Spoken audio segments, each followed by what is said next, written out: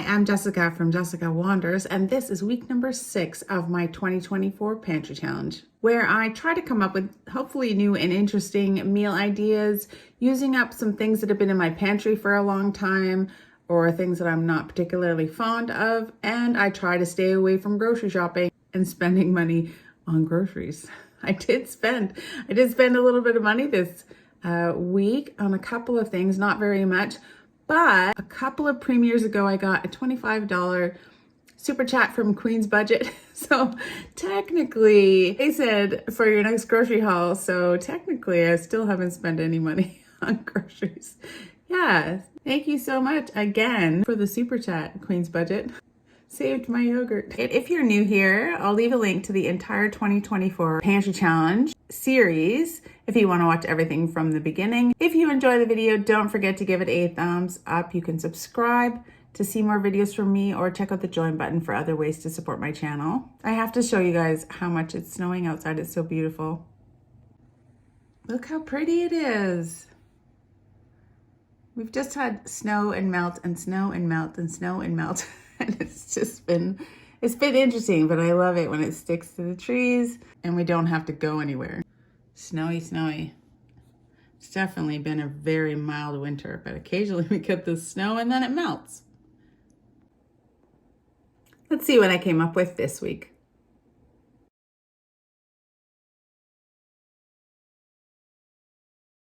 First of all, you guys are so amazing, and there was a flood of ideas to use my mint jelly, which I suspect is just syrup. A ton of people suggested I use the mint jelly in tea. Cheryl List was the first one to suggest using it just to sweeten regular tea. I am gonna make some tea, add this to like a hot tea. I've got this Earl Grey. Normally I drink English breakfast tea, but I got this Earl Grey for Christmas, so I'm gonna try and use that with the mint jelly. It does have bergamot, but I think the flavor will be okay. I'm not sure how much to use, but I'll just add it slowly until it sweetens my tea. Then I'm gonna use the rest of the tea that I make to make some iced tea, and I'm gonna use this mint jelly to sweeten that. And Mary Glidden was the first one to suggest using this mint tea to sweeten an iced tea. I have no idea, I might have to add more sugar, or I could go get some more of this. I have lots of these jars, so I could use more if I need more. It's gonna be kind of trial and error, but first things first, make some tea.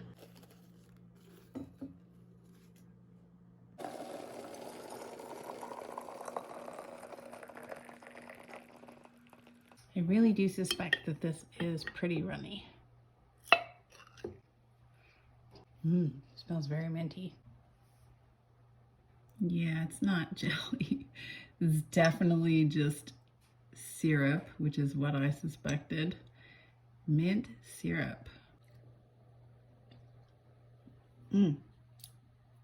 Very sweet, very, very minty. Just gonna add another tea bag because it doesn't look very strong.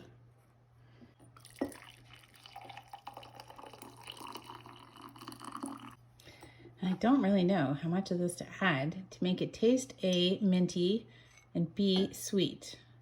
I'm just gonna try maybe 2 teaspoons. I sometimes put 2 teaspoons of sugar in my tea.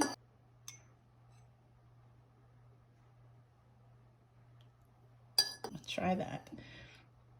Try that.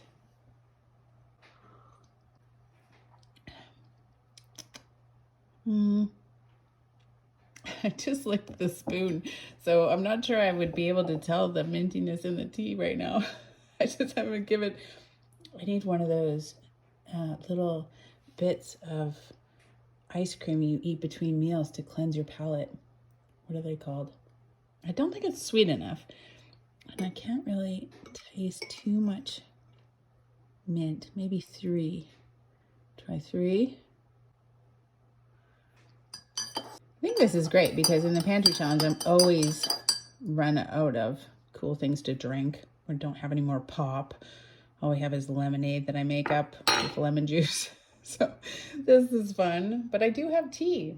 We can make all kinds of iced teas. Oh, there you go. That's minty. And sweet. So three, I'm not sure that's quite a teaspoon, but 3 of these just small spoons was enough of this mint jelly to make that sweet and taste like mint. Oh yes, very minty now and sweet. So that's yummy. That I'll use, actually, I'll use all the time if I'm drinking tea. I'm not drinking as much tea as I used to, but as a treat, as a nice warm beverage, excellent. This is very nice. Mint tea, easy. If your mint jelly doesn't set, that's a great way to use it. Yum. Let's try to make some iced tea. I don't know how much of this syrup to add to the tea. This is a 1/4 cup measure.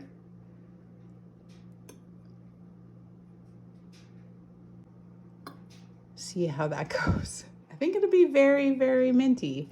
I'm gonna do half and half tea and water, but I wanna mix the mint stuff into the hot tea or the warm tea. I don't know how much is gonna be enough for this whole thing. And just keep taste testing it, I guess. Yeah, more. So maybe half a cup of this. You do add a lot of sugar when you make iced tea or lemonade or whatever. And then all the water. It's very sticky business dealing with this, this mint syrup. Then I'm gonna add about the same amount of water as I added tea to this. I'm gonna add 2 more. 3/4 cup. It depends on how sweet you like your things. Basically, an entire small jar of this mint to make 2 liters of mint iced tea. I can tell it's kind of turning a little bit of a different color, so that's fun. I'm gonna put this in the fridge and we'll try it when it's nice and cold. Oh, and don't worry, I have more of these mint jars that I made downstairs so I can try some of the other great ideas that you guys had for this mint syrup, not jelly stuff. Today I am going to try a recipe from JM. Hey JM, longtime viewer, great suggestion for a glutinous rice flour recipe called Hawaiian mochi cake. I've never tried any kind of mochi cake. We're gonna use the glutinous rice flour. I got a couple of eggs, coconut milk. I've got this fancy shredded sweetened coconut. It asks for, I think, desiccated coconut. I'm not sure what that is, but I don't have any. I'm gonna use this, it'll be fine. Vanilla, sugar, just regular granulated sugar. I think it asks for castor sugar, but I don't have any, so I'll use this regular sugar. I do have butter, but it's salted. So I'm probably gonna use less salt than the recipe calls for. And we're gonna make some cake to maybe have with some hot mint tea. Hawaiian butter mochi cake. Let's give it a try. Preheat to 350. Gonna grease this pan. The recipe asks for is like a 6x8 pan. I don't have that. I have this 8-inch round pan that I'm gonna try and use. I think it'll be a little thinner, but it'll look cute in this pan. I think that in Canada, we might call castor sugar berry sugar, but I'm not entirely sure. Let me know in the comments if you think that berry sugar is the same as castor sugar, because I'm not sure I've ever seen castor sugar, but I do see berry sugar in the stores. And 2 eggs. Gonna whisk that up until it's well blended.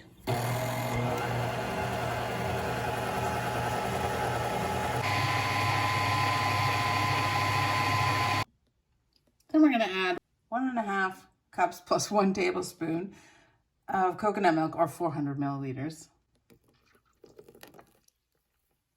which is basically 1 can, 398 milliliters of this Rooster brand coconut milk. That's a lot of coconut milk. Yummy. 1 teaspoon of vanilla. Melted butter that's cooled.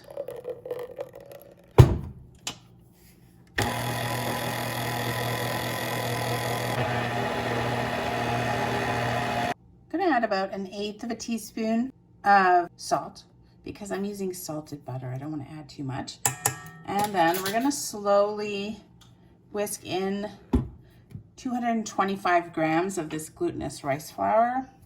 Just slowly.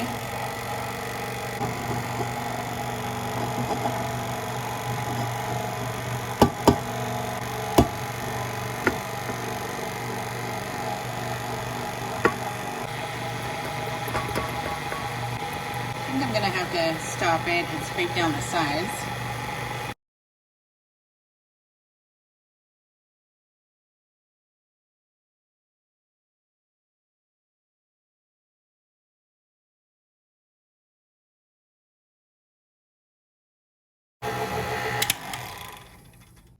And then we pour it into this pan, which I'm hoping is going to be big enough.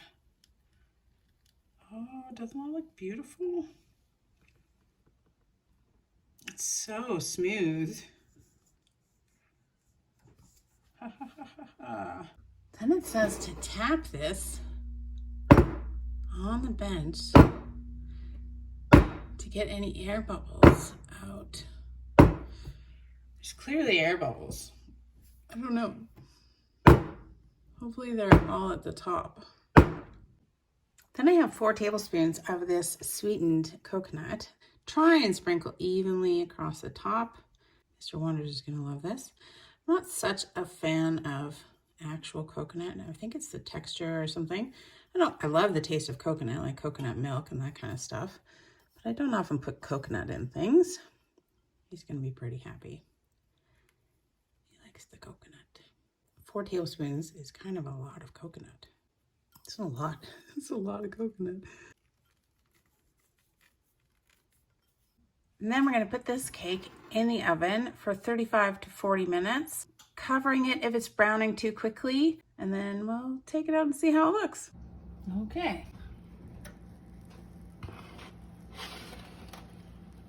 Look at that. I did that for the full 40 minutes. Oh, it's crispy. I checked it at 35 minutes, but it wasn't so puffy in the middle, and none of the coconut had really browned. I'm gonna put it on top of a wire rack and let it cool for a while. Yeah. I think I still want it to be warm though when we try it. It says to allow it to cool for at least 30 minutes. So I'm gonna go do something else for a while to distract myself from the smell of this fabulous cake.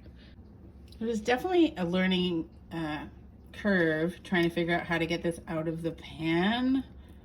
It's very crumbly on top and very sticky. I don't know if this is gonna go well. I did let it cool for extra time. Like I did half an hour, then I did another 15 minutes, and it so doesn't want to come out of the pan. It doesn't want to come out. Okay, oh, here we go. Oh, yay. It's so sticky. There it is. And put it on a plate and see. Okay, I tried a couple of different things, but I think cutting it with a knife and then using this rubber spatula to get it out of the container works pretty good. It has such a unique kind of consistency. It's so nice and warm. It said it was really good warm, so I want to try it when it's still kind of warm, but I did let it cool for quite a while. That's what it looks like. It's very jiggly. Okay, Hawaiian butter mochi cake. It's very springy, like like stretchy. Oh.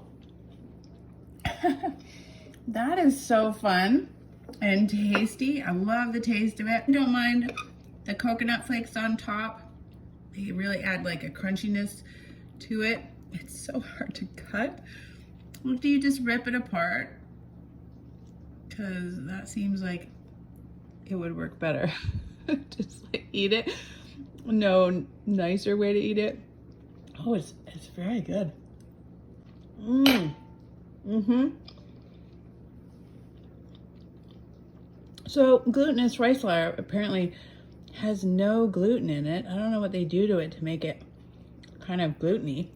This is so fun and really tasty. I see how you can add a lot of flavors to this and make it in a bunch of different ways. This is great stuff. How have I never had this before? Thank you so much for the suggestion, JM. You are right. I love this. This is great. Hawaiian mochi cake to go with probably some mint tea or mint iced coffee this week. Do you like the mushy cake? It's mushy. It's awesome. It tastes so good. Mushy cake. It's mushy. Wow, I love that texture. Is it ever good? It reminds me of something. I don't know what it reminds me of. It's so good. Coconut? I like the coconut. Mm-hmm. I like the crunchy baked coconut on top. It's a really bizarre texture. It's a new texture for sure. I don't even know how to explain it. I don't know either. It's mushy. It's not like mushy, like pasty. No. It reminds me of something. I can't think of it, but it's so yummy. You like it though? Yeah, I just ate it. Oh yeah, it's all gone. Okay, gone. it's gone. When I was a kid, I would take marshmallows on the camping trips, and you mush up the marshmallows and you make ghost gum, and you put it in your mouth, and you just, I don't know, you just eat it. And I don't even know why we did that, but that's what this reminds me of. When you have it in your mouth, it's like that feeling of ghost gum. Like if you had a whole lot of ghost gum and put it in your mouth. I don't know if anybody has any idea what I'm talking about. Mushed up marshmallows, if you mush them up into like a gummy consistency, that would be the consistency of this, and it's super fun. I am going to keep calling it a no spend challenge, but I had to buy some cream so that I could make more yogurt at Shoppers Drug Mart. Dairyland Cremos were on for $2.99 each, and I got 3 of them for $8.97. Is fine. So 3 Cremos is all that I've bought for groceries so far in the challenge. Okay, there's hardly any left in this one container, like maybe down here. And then I've got 1 full container of Cremo left, and I'll make this into a container of yogurt. I just used the little bit of leftover yogurt that I had and mixed it with a whisk with the cream. I have this high techie Rubbermaid container with a seed starting warming mat in it that's plugged in. And I put my yogurt in there. There. Wrap it up. Cover it. Leave it there in this high techie Rubbermaid container. High techie tech to make yogurt. It's not difficult. And then I just leave it there for sometimes up to 12 hours. You want it to be really thick, you're gonna leave it longer than that. Yeah, heating, yogurting, da-da-da. Then I take it out of the handy dandy Rubbermaid container. I open it up and I check to make sure that it's set. See that jiggliness? That's what you're looking for. Put it immediately into the fridge. This morning, I am going to do a recipe suggestion from Michelle Rubidoux. Put the mint jelly in some smoothies. I've got frozen strawberries. I've got this leftover pineapple, crushed pineapple with the juice from the can. So the juice of the pineapple and the crushed pineapple. I've got a little bit of applesauce. I won't add probably all of it, maybe half of it. And I've got some yogurt that we made with the cream that we got. And I've got another one of these mint jellies. I don't know how much I'll put in. Maybe all of it. It's actually mint syrup. One of these mint syrups, not really mint jelly, to make a minty strawberry apple smoothie. Cup of crushed pineapple with its juice in there. 1.5 cups. Frozen strawberries. Half a cup of applesauce, just because it's yummy. This is the yogurt that I made. Looks pretty good. Just gonna give it a big stir.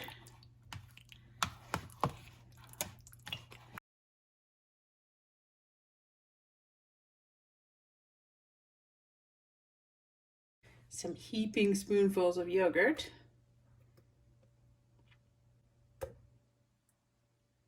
I don't know, 1 teaspoon, 2 teaspoons, 3 teaspoons, 4 teaspoons.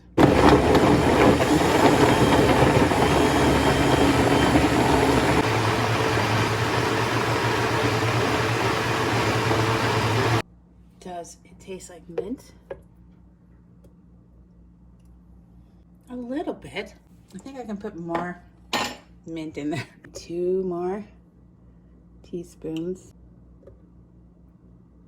Let's make it 3. 3 more teaspoons. So basically, we're just adding mint to taste, I guess, until you like it. Let's try it.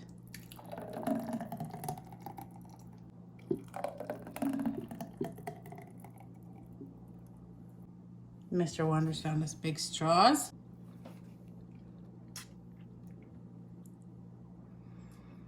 Well, that's good. You like it? I don't think it tastes especially minty. I think you could have way more mint in there. Way more? Way more.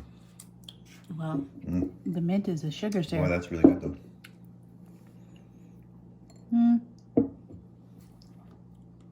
I can taste it a little bit.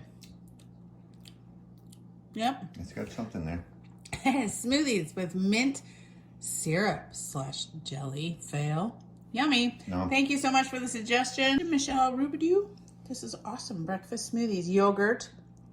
It's good for you, right? Yogurt, strawberries, a little bit of mint syrup, pineapple. Oh, I taste the pineapple probably more than the mint. You smell the pineapple. You can smell the pineapple. Maybe the mint would be stronger if the pineapple wasn't there. Maybe. Yummy. Breakfast. Toast. I'm so glad that I stocked up on toast before this pantry challenge hit. I didn't even do it on purpose, but we can have sprinkles on toast. Dutch. Masters of bread toppings. Sprinkles on toast. That's what you're supposed to do with them. Toast sprinkles.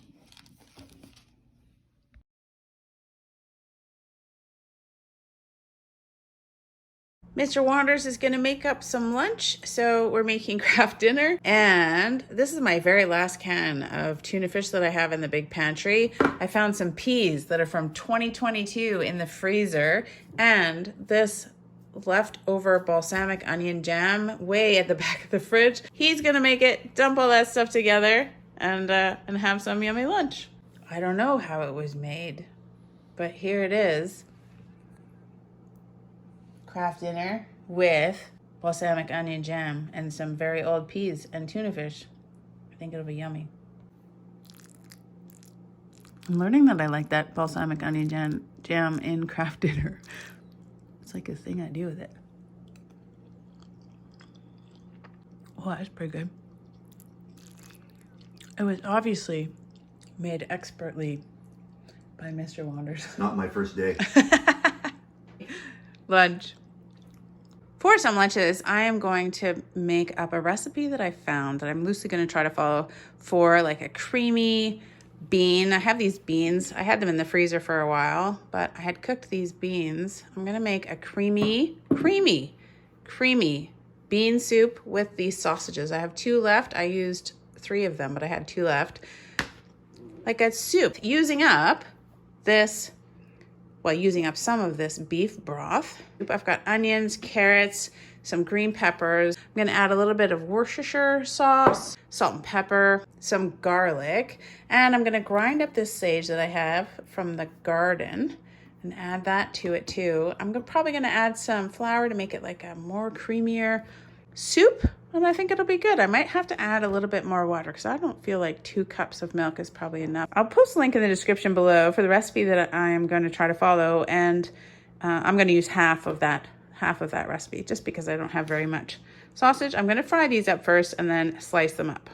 And I'm going to use some oil just to fry up the sausages and the onions. 1 tablespoon-ish of this oil. sausages. As well cook the onion at the same time. I'm going to take those out after they're cooked and slice them up. But these can go in. About a half of a large onion. Add about half a cup of carrots. Maybe a little bit more than that.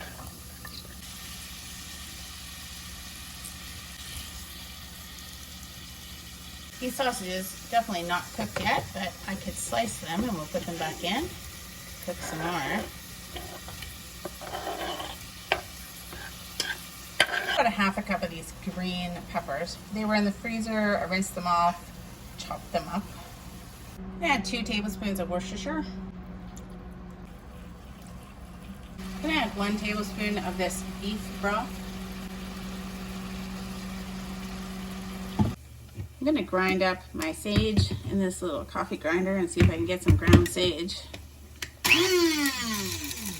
Might take a minute. It's not really ground, it's kind of like fluffy sage. This sage doesn't look like leafy, it looks like poofy insulation sage. It was like a purple, I think it was a purple sage that I grew. Yeah, very, very fluffy. Fluffy. I don't know, I tried to grind it up, that's what happened. Light and fluffy sage. 2 tablespoons of flour that I'm gonna mix in there. Help it be creamy, creamy, creamy soup.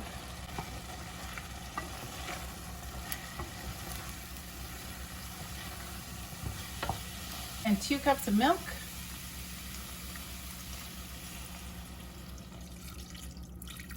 We'll see if that's enough. I might add water if it doesn't look like it's enough.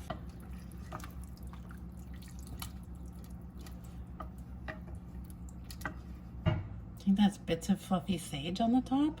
Maybe. Got 2 cups at least of this mix of beans. It's like kidney beans, cannellini beans, northern beans, I think. A variety of beans. Cook those in there too. Oh, so it's looking better and better, I think.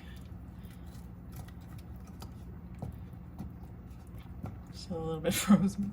Oh, I think this looks good.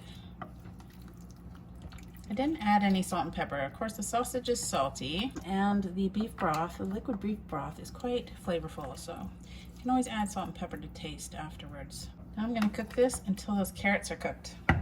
That got thick very fast, so I'm gonna add a cup of water. I think it's because I have so many beans. I put maybe a few more carrots than the recipe asked for as well. 1 cup of water.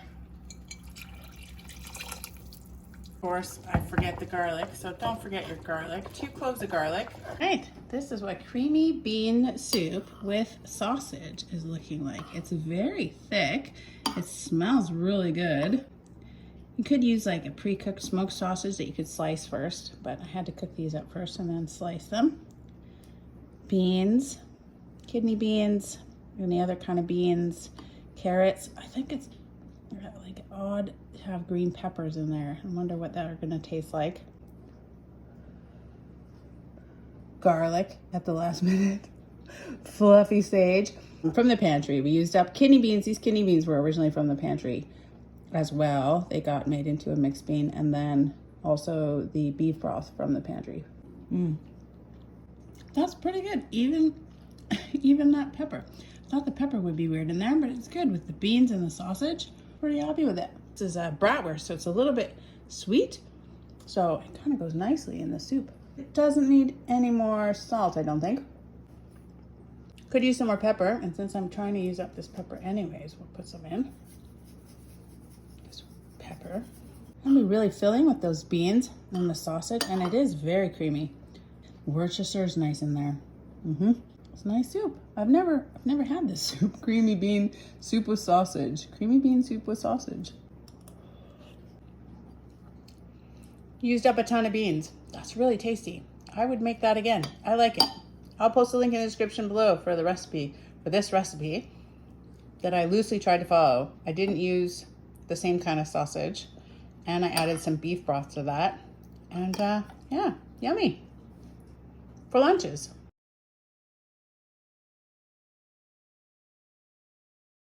For dinner, I'm going to try a recipe suggestion from Caitlin Budgets. We tried the canned chicken with the scalloped potatoes, and this time I'm going to try sausage. They said sausage and scalloped potatoes go really well together. Susan Choja said, put the stovetop stuffing mix on top of a casserole, on the scalloped potato casserole. So I'm gonna try that. I'm gonna take this half of a bag of stovetop stuffing mix, sausage with the scalloped potatoes, putting the stovetop stuffing mix on top of a casserole. I've got some peas, frozen peas that I wanna use up, this half of an onion, and the butter and the milk just to make up this scalloped potato. Maybe 3 of these sausages. I found a recipe. I'll post a link in the description below for a recipe that I am going to loosely try to follow, and it called for half of a pound of sausage. This is 500 grams, 454 is a pound. So I'm gonna use half of them. You can't use half a sausage, so I'm gonna use 3 of the sausages. Last time I cooked this kind of casserole in a 9 by 13 inch pan, and I think this time I'm gonna make it in a smaller pan so it's not so thin. 400 degrees. We're gonna prepare these scalloped potatoes. And we're gonna actually bake the whole casserole according to these box instructions. Package contents: 1 1/4 cups of boiling water. Package contents: potatoes and boiling water. Give it a stir. 1 cup of milk. This is reconstituted canned evaporated milk. About 3/4 of a cup of chopped onions. And 1 cup of frozen peas.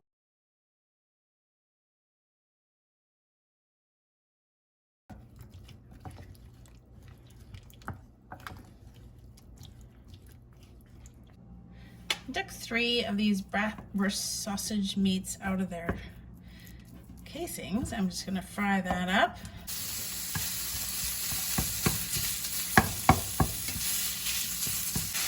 Just cooking this until there's no pink left, no pink remains. Fried up sausage meat in there. Kind of drain it as we go.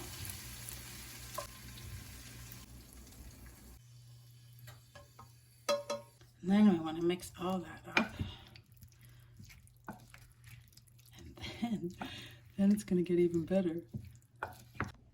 I forgot that the box asks for 2 tablespoons of butter, and I don't know, because we've got the sausage in there, I think probably 1 tablespoon of butter would be okay. Then we're just going to sprinkle the stovetop stuffing mix on top of this.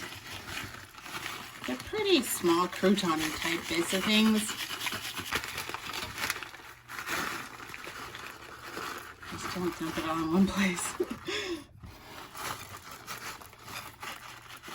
I think this will be very tasty. Of course, it has a lot of seasonings in it. It'll be crunchy. It's got a lot of spices down on the bottom.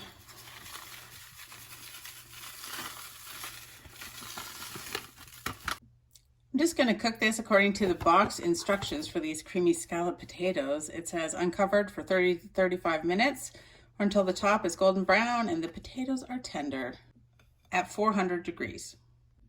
I asked you guys how to spruce up these cut green beans, these canned cut green beans. And you had so many great ideas. I drained half this liquid, and Rhonda Murphy suggested I just add some beef broth to it.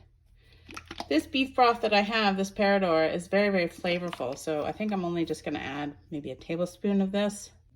About 1 tablespoon. I drained half the can of the liquid, and then we're just going to heat it up and kind of cook it down, and hopefully it'll be tasty. I keep trying them to see how they are. They're so good. I'm like, I'll try another one. I wonder how good it still is. It's still pretty good. Okay, I checked with a fork to make sure that the potatoes felt soft, so everything feels good. Just gonna let that sit maybe 10 minutes. And we have these green beans. Rhonda Murphy said cook in the beef broth. They look a lot darker. They smell really good. It was so fast in the chat. As soon as I said mint jelly. I think Robin Swan said mint iced tea. Oh, mint iced tea. So that's what we're gonna have with this. I made some ice cubes. I made some tea. Added some mint jelly syrup stuff to it. And we're gonna give it a try.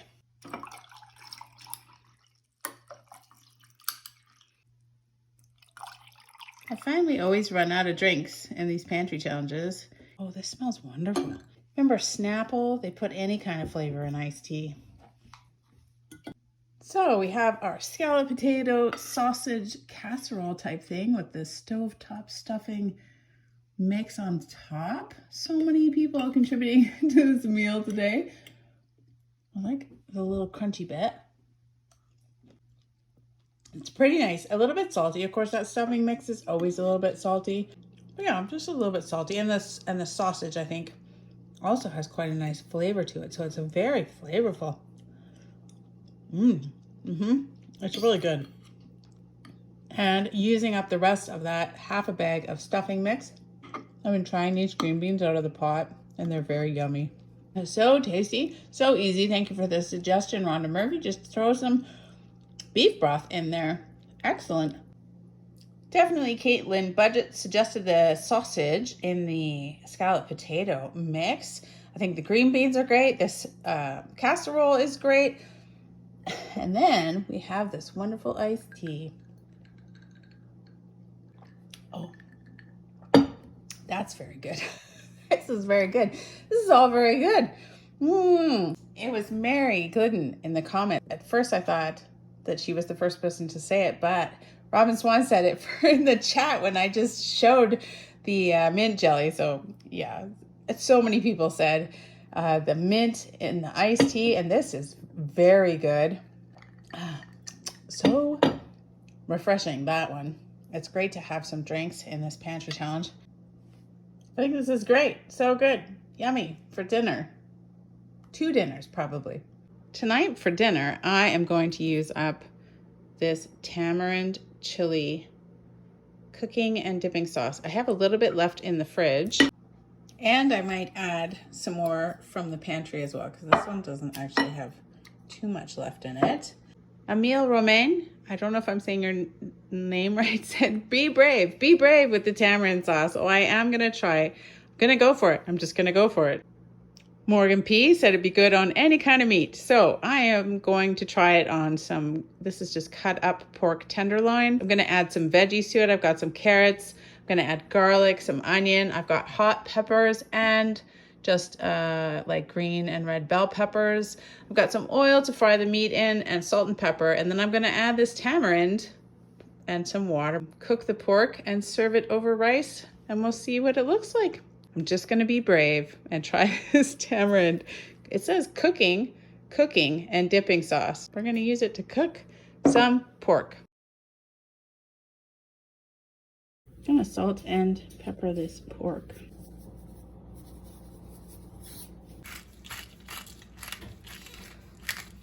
About 1 tablespoon of oil.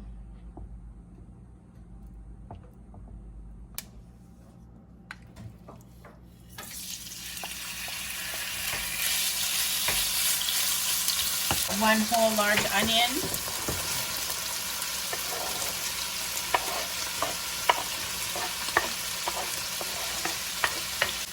Some green peppers. About 2 cups of chopped sliced carrots. Half a cup of these hot banana peppers. 4 large cloves of garlic. I just added about half of this tamarind cooking and dipping sauce into there. 1 cup of water. And I'm rinsing out the jar. Cook this 20 minutes. Cook those carrots down. Cook everything yummy.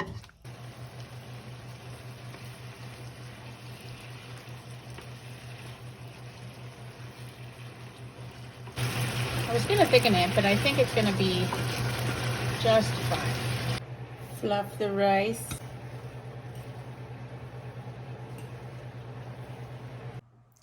You may or may not have noticed, but I got a lot of new frying pans for Christmas.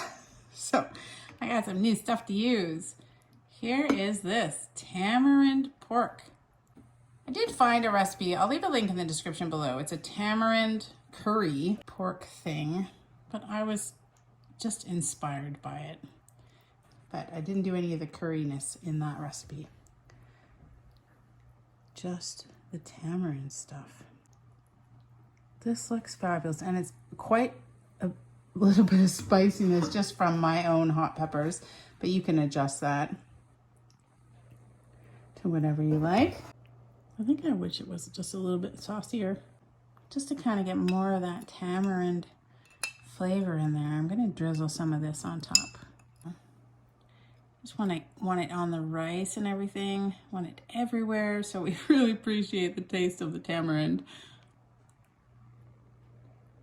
Let's try it. The pork with some rice. It is kind of like that sweet sour sort of taste. Goes nicely with the meat, I think. Nice with the peppers too. Because I was tasting the sauce in the pan, I didn't have that strong pop of the tamarind flavor in it, so I like the added extra little bit on top. There we go. I did it on any kind of meat. Tamarind cooking. I did. I cooked it. I cooked it in there. It's like a cooking sauce, and it worked out awesome. I would do it again. It's so good on the meat. I feel like it's better on the meat than anything else. Yummy. We're gonna keep using it. That one that was in the fridge, the half that was in the fridge is gone, and now I've still got this one, so I'll try it in some other ways as well to use up this tamarind cooking and dipping sauce. All right, that is the end of week number 6. Everything that I have left fits on one shelf now. That's how that is. It's going really well. I feel like I could add some more stuff. Obviously, I have other pantries and I have freezers and stuff like that, but I'm really trying to focus. I've got probably 2 more weeks left. And so I really want to pay attention. We made great progress, had some fun with glutinous rice flour. I'm going to have to come up with something with this regular rice flour. Oh, and now, since I dragged it out, I have this fancy shredded sweetened coconut that I don't know what to do with. So if you guys have any ideas about how to use fancy shred, what does that even mean, fancy shred? Sweetened coconut. I think I bought it for a no-bake cake that I made a long time ago. And then we used it for the mochi, which was excellent. Now I don't know what else to do with it. I've got still some of this beef broth left, some panko breadcrumbs, a fair amount of that. These, I might just start using these as spices or something. I think one of them is a marinade. Is the biryani maybe a marinade? Anyway, we're gonna start. I'm just gonna use them one time. It's gonna be fine. I've got this one more tomato paste that I want to use. I've got this half a bag of yellow split peas, some more red lentils, not a ton, but some more red lentils, quite a few kidney beans, a tiny bit of pancake mix. Yeah, give me some ideas for this coconut. Maybe I'll make some coconut. What can you do? Coconut pancakes? I don't know. Coconut stuff. I have coconut milk downstairs. I could do some more coconut things for breakfast, maybe. And pineapple. I've got frozen fruit. I don't know. We'll come up with something for that. So that's it. I'm so happy. We're down to 1 shelf. If you enjoyed the video, don't forget to give it a thumbs up. You can click my face to subscribe or check out the join button for other ways to support my channel. I'll leave a link here to the entire 2024 Pantry Challenge series if you want to watch everything from the beginning, as well as anything else that I think that you might be interested in. And I will see you guys all next week. Thank you guys so much for being here watching. I appreciate you. Bye, guys.